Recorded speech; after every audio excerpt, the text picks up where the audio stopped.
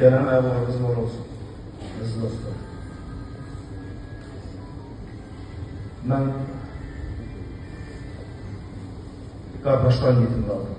Deyirlər, atadan oğluna yetim qaldı. Valideynlər məndən yıkılmasın. Mən qardaşlarımdan yetim qaldım. Yenə də İmamoğullar, Ələsgərovlar ailəsi adından sizə təşəkkürümü bildirirəm.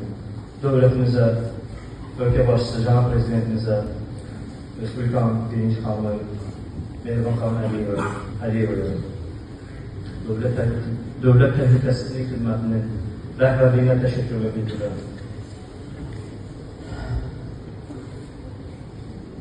Haqqınızda olur rica.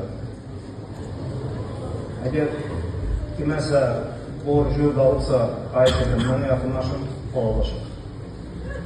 Allah sizi və ailələrinizi qorusun, yaşasın Azərbaycan və həmişə nitqimin sonunda bunu demişəm, yaşasın bizi Qarabağa gətirən müzəffər Ali Baş Komandanı. Çox sağ olun.